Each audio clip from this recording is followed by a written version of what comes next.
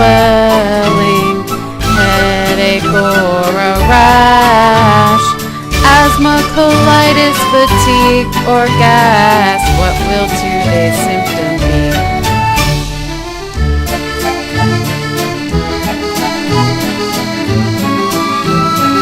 My loopy life with lupus. Hey guys, so I am all set now. I am going to be leaving in a moment. So today's appointments are as follows. First up, cardiologist at Sunnybrook Hospital. And then from there, we will be going all the way down to Toronto Western Hospital to the Lupus Clinic.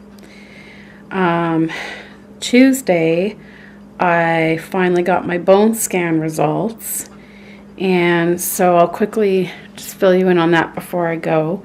There's really not much to tell. He did not have the report there in front of him, so he could not tell me about like the full body. So I had him forward it to my rheumatologist, and hopefully we'll talk about that today. But he said in terms of the jaw, it looks like the progression in the deterioration of the jaw has stopped from what he could see. And so he said it's just a matter of what to do next in terms of pain management for me. So originally all of this came about because I was having a lot of ear pain, very bad ear pain, which they realized was connected to the jaw. And then I did start having some jaw pain as well. Well, I would say probably the last 2 months, my jaw pain has actually been pretty good. The only time I've felt it is when we had those really, really cold temperatures and I was walking and the wind was hitting me, even with my hat covering my ears. The wind would go through the hat and it would instantly, hurt my jaw. But other than that, my jaw has actually, the pain has been pretty much not there. So he said if that's the case, we won't bother doing anything right now because obviously there's no symptom that's really interfering with my life. He goes, if that was to change, they would look at some medications, and then I think they would probably also think about the injections into the jaw to help lubricate the joints and whatnot. In terms of my bite, if that is interfering with my eating and whatever, which it does a little bit in terms of that, I have trouble biting straight down into things. Quite often I have to bite from the side. But honestly, I've lived with it for so long, it's not a huge deal to me. So he said if it's really not a bother to me, my bite, then there's really no point in doing surgery again to correct it, because the deterioration that has happened in my jaw joints it's bad. And it's basically means if I wanted to have surgery to correct my bite again, that on top of that surgery, they would also have to give me artificial jaw joints because there's not enough of my jaw joints left for them to disconnect them and reconnect them to realign my bite. So he says it would basically call for more of a surgery and possibly more surgeries in the future. So I really don't want to go that route right now. I've got enough on my plate. So he said, yeah, as long as I'm comfortable and nothing is interfering with my life at this point, then they're just going to follow me every 3 to 6 months to do x-rays just to make sure that nothing else is progressing. And just to basically monitor my pain, and if things start to get really bad, then we'd consider treatment. So that's all there is to that.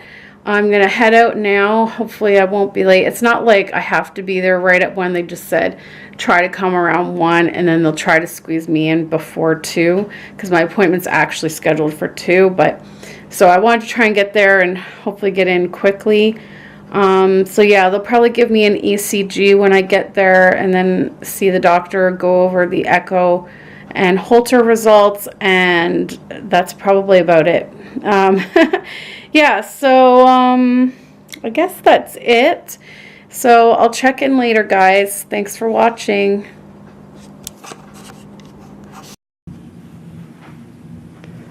Just had my ECG, and just waiting to see the doctor now. Do do do do do do do do do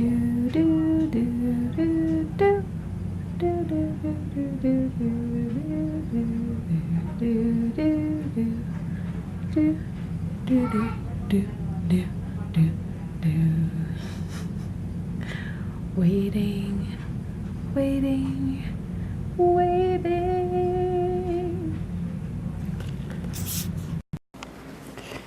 Hey guys, so I'm home after a very long day, and I am going to try to sum up the results of today as quickly as I can.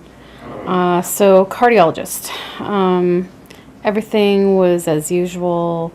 Irregular heartbeat is still there, but you know, pretty well controlled with the medication. I really don't feel it anymore, which is good. So what the doctor wanted to discuss with me, though, is he would like for me, like he's recommending that I consider having the ablation on my heart redone. And for those that don't know, years ago, I was diagnosed with my irregular heartbeat in 2002. And I believe it was 2004, I think. Yeah, I'm trying to think about this. Yes, it was 2004. I think it was about December of 2004 that I opted to try an ablation on my heart, which is where they run a catheter through a vein in your groin and they run it up to your heart, and then they try to find the place in the heart that's causing the irregular heartbeats, and they basically zap it or cauterize it or whatever you want to call it, to try and get rid of it altogether. And at the time I had opted for it to try and get rid of the irregular heartbeat for good so that I wouldn't have to take any medication for the rest of my life. The ablation was not a good experience for me at the time because prior to starting the procedure, you're supposed to get an IV with drugs that make you all loopy and whatever, because you can't be put under for it. You have to be awake, but they were going to drug you up big time. And but for some reason, they could not get an IV in me. They just couldn't do it. They were trying all over the place, could not get an IV in. And so what they did give me right before taking me in for the procedure was they put, like, I guess some kind of a sedative under my tongue that was supposed to make me woo. It really had no effect on me whatsoever. And so when they started the procedure, there was one man in there, and he was the one that started to put the catheter in the vein in my groin. And never, ever, ever have I ever experienced any kind of pain like that. It was excruciatingly painful. I was in tears, and this guy that did it was a total jerk because he was like, "Why are you crying? Why are you crying? Oh, it's not that bad." Blah, blah, blah. And I'm like, this is like really painful. Like, I felt every single bit of it. Once it was in, they were able to then give me the medication needed through that. And then I was out of it. And then I was okay for the rest of the procedure, except for I could faintly feel when he was trying to zap things in there. The odd time I would get like a sharp pain in my chest. So I'm scared to try it again because it was not successful. He was saying that it was deep wherever was causing it, and he just couldn't get to it. And so they didn't want to do any more risk. And I mean, they did say they could try it again later on down the road or whatnot. But anyways, It was not successful, and then I had a medication added after that. So I've been on sotalol and verapamil for my heart since 2004. This new cardiologist, this is a new cardiologist I've been seeing, and he really recommends trying it again, just because he feels I'm on a lot of heart medication, and it's heart medication that I'm basically going to have to be on for the rest of my life. And so his suggestion is getting the ablation done. Now, he said if I decide to do it, I'll be put on a waiting list, and it'll probably be 2 to 3 months before it's done. So he said it's something to think about. He said really the only risk involved is that because I have lupus, I'm at risk for blood clots, and so there is a chance of developing a blood clot after the procedure, but he said it's really not that high of a risk, not that he would be concerned of, but he said definitely if I was thinking about having it done, he would have a discussion with my rheumatologist and my family doctor beforehand. So it's something that I'm thinking about, and I did talk to Alex about it when I got home, and he really thinks I should give it another shot just because it would eliminate the amount, at least 2 of my medications, which would be great. So I am seriously considering that. Guys, so to continue on, I have to continue on my phone here just because the battery is going on my camera, plus I think I ran out of disk space there. So yeah, so next is the Lupus Clinic. The rheumatologist did her usual thing, asking me all sorts of questions. Do I have this? Do I have that? Have I had this? Have I had that? It's funny, she asked me if I've had any recent infections, and I told her about my eye infection. And she asked me, well, did you have like crusty stuff or gooey stuff? And I said, no, none at all. And she was like, And so she took a look. She took a look at it. And she said that she does not believe it's an eye infection. She thinks it's inflammation, which would link in with the inflammation that's going on in my joints. And it's funny that she mentioned that because I was actually suspecting it might be that, because this Saturday will be a week of using these antibiotic eye drops, and really there's no improvement. And it was actually starting to look like the little bubble that I had on this corner of my eye a while back that my eye doctor said was inflammation. So she believes it's inflammation. It's tied in with the joint issues. So that was one thing. And then when she was asking me about any rashes, I mentioned how I, from time to time, get these bumps on my head that itch, and that I've had a bunch, like a cluster of them on the back of my head close towards the neck, like the nape of the neck, and that they really itch, and like if I itch them, then they end up scabbing over and whatnot. And so she took a look at those. She said she's never seen that before. She had no clue what it could be. She said if it doesn't go away and it really starts to bother me, she can refer me to a dermatologist to look at it. So there's that.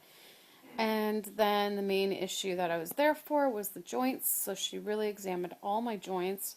She found fluid on my right knee, which is not unusual, but she actually found like a pocket of it, like at the side, that bulged out, that she said was like classic textbook stuff, and she wished she had a student to show. Anyways, she, she just had to laugh because she's like, us doctors get excited when we see stuff like that. Like, thanks a lot. Anyways, so she looked at that, and yeah, she found lots of joints with tenderness and swelling and whatnot. So she really suggests methotrexate again. I voiced my concerns on it, about all the side effects and whatever. She said the side effects are extremely rare, and that they do monitor very closely when you're on it. So, you know, we talked about other options. She listed some other medications, but she said that they don't have as high a success rate as methotrexate, especially in terms of joints. And in fact, like one of the medications, I can't remember the name of it now, but one of the ones that she mentioned, she was saying that it takes like 2 years to get out of your system when you stop it. So like if you wanted to stop it to become pregnant, like you would have to wait 2 years to try to conceive. So I did not like that, and stuff like that. So we went over all the different options and whatnot. She told me that if I was hesitant about starting methotrexate, we could do 6 to 8 weeks of prednisone, and you know, with a tapering built in, and then see how I make out off of prednisone after that. She thinks it's likely that the joint issues would come back after that, just by my history. And what else? And she said if that was the case, then after the 6 to 8 weeks, we'd be back to needing to start methotrexate. Where when they start the methotrexate, they're going to have they would want to put me on prednisone anyway to get me through the period until methotrexate kicks in. So she's like, you can try the 6 to 8 weeks if you want, but she's like, just know that if you do, and then we still end up doing methotrexate after, like, it's kind of putting you like a setback of 6 to 8 weeks essentially. So I really thought about it and decided to go with the methotrexate. So we're starting that.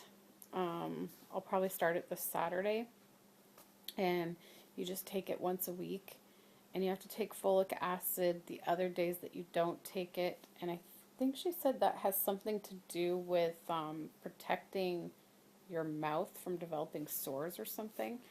And then I'm going to be on 10 milligrams of prednisone at the beginning. I guess it takes a couple of months to kick in, so I'll be low dose prednisone for a while.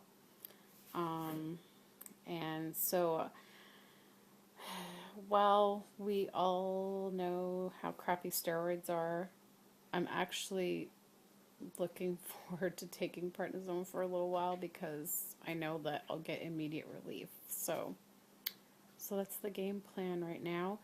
They needed to get baselines on everything, so they had to send me for blood work, tested me for a whole bunch of crap, and then I had to go for an x-ray, which the x-ray receptionist desk closed at 4, and it was like almost 5 o'clock, and they're like, just go because they're still open for the ER, and they're like, maybe they'll be kind enough to see you so you don't have to come back. And thankfully they were. So got my x-rays. They did a chest x-ray, an x-ray of my hands, and an x-ray of my feet.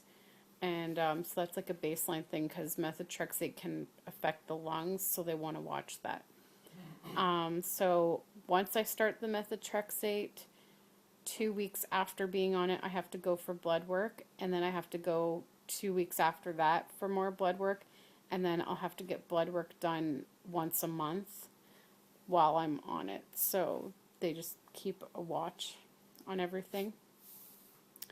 And that's pretty much it. So that's the plan right now.